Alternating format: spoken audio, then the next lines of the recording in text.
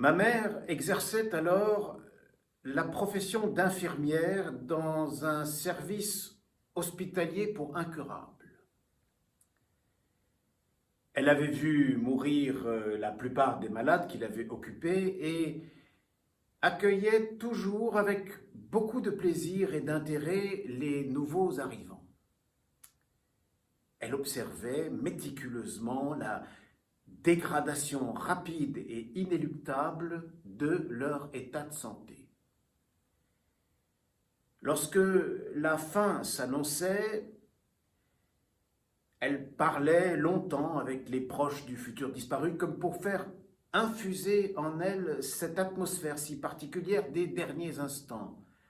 Lorsqu'on se surprend avec horreur à parler au passé d'un être qui vit malgré tout encore là, juste à côté de nous, sur un matelas incliné, sous des draps tendus, derrière la lourde et large porte de la chambre ultra médicalisée, et aussi lorsqu'on lui découvre enfin des qualités cachées.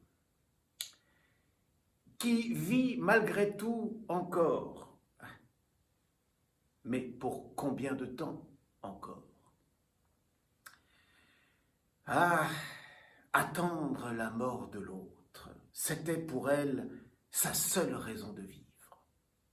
Et comme un devoir, il fallait aller vérifier. Et elle y allait, se levait dans la nuit lorsqu'elle pressentait quelque chose, car elle sentait ces choses-là.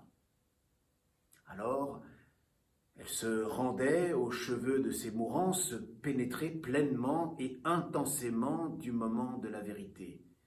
Renouveler la perception de ce passage de la tension musculaire et de la respiration à l'inertie et à l'expiration du dernier souffle. Oh, ce dernier souffle! Combien de fois l'avait-elle attendu et entendu auprès de ses malades? Comme il ne se différenciait des précédents que parce qu'il n'était suivi d'aucun autre. Comme il était le plus souvent normal, banal, presque décevant en lui-même. Et pourtant, c'était le dernier. C'était la fin, enfin. Alors, profitant de cette formalité, profitant que cette formalité répugnait au médecin-chef du service, ma mère se proposait à l'accompagnement des familles.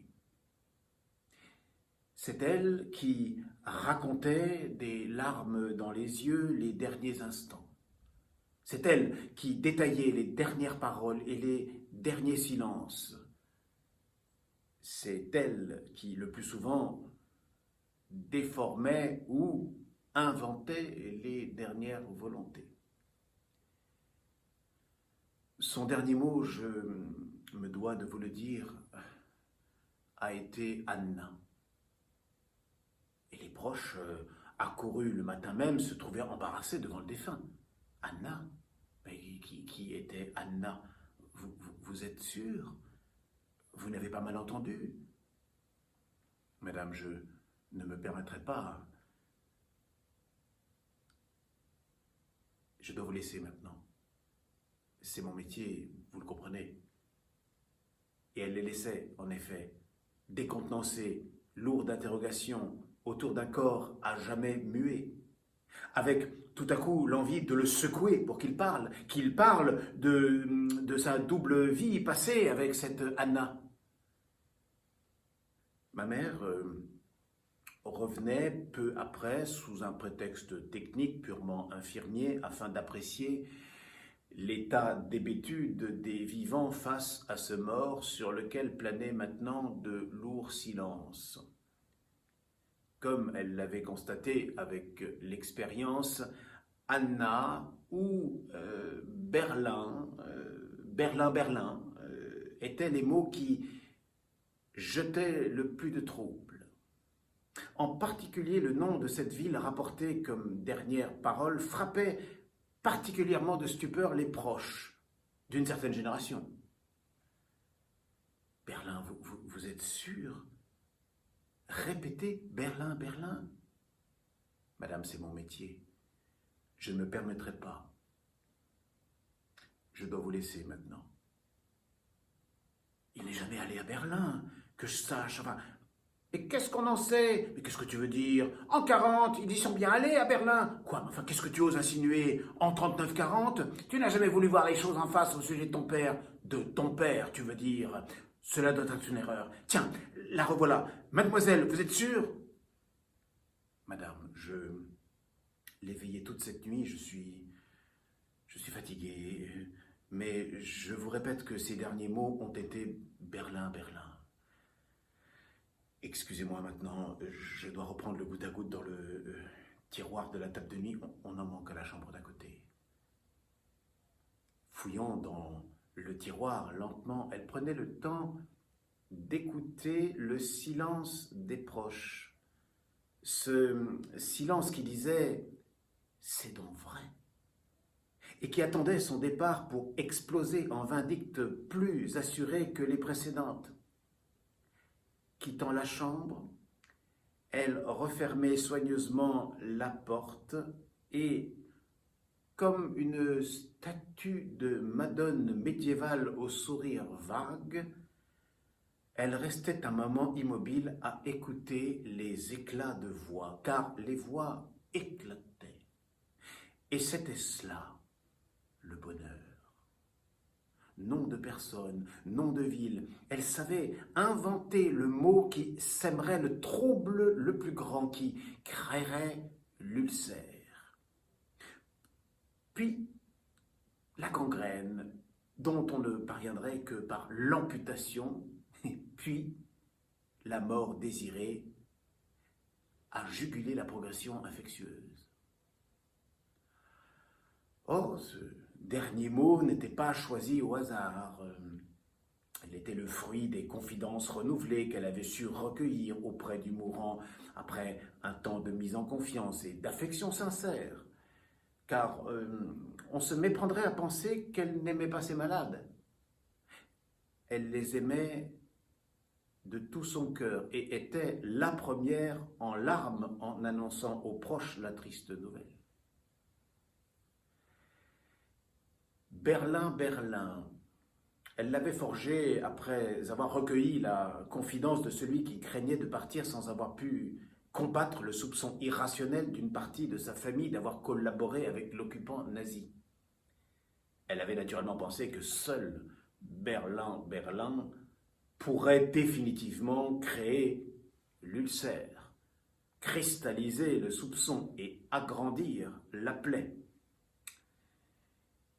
Anna lui avait été inspirée par cet homme qui n'avait cessé de lui parler d'une certaine Jeanne, sa Jeanne, qu'il aimait et qui allait venir le visiter la semaine suivante. Mais la semaine suivante, Jeanne, sur ses 78 ans, était arrivée trop tard et c'est en la regardant dans les yeux que ma mère lui annonça Anna. Ces mots simples, versés dans les oreilles des proches, étaient comme du plomb fondu dans leur gorge ou des louches de sel dans leur bouche. Ils en étouffaient souvent immédiatement, parfois à petit feu, revenant vers elle comme on revient vers son médecin en l'implorant de faire cesser la douleur, sans savoir que l'on s'adresse à son bourreau. Alors, elle leur devenait indispensable. Désunis par son intervention, les proches revenaient séparément vers elle pour en savoir plus de détails sur Anna. L'avait-il décrite? Sur Berlin? Quel quartier? Ils venaient tous à elle, et elle devenait leur soleil, nourrissant ces créatures de ses sombres rayons, creusant des plaies qu'elle sentait parfois se refermer trop vite avant que l'infection devienne incurable. Anna S. Je ne peux pas vous en dire plus, il m'a fait promettre, jurer. Ah, c'est bien ce que je pensais, je vous en remercie. Le salaud! Berlin unter den Linden. Je ne peux pas vous en dire plus, je trahirais sinon. C'est bien ce que je pensais. Je vous remercie. Le salaud! Elle se gardait d'en dire plus. Il fallait distiller et sous-entendre. Oui, à la vérité, la faille ne l'intéressait pas en elle-même, mais plutôt pour le soleil qu'elle lui permettait de devenir à l'égard de tous et de chacun. Elle savait, puisque on supposait qu'elle savait sans savoir que l'on supposait seulement, elle seule savait, par-delà la mort, l'ultime secret du défunt. Et pour des siècles et des siècles, sans fin. Amen. Et pour elle, c'était cela, vivre.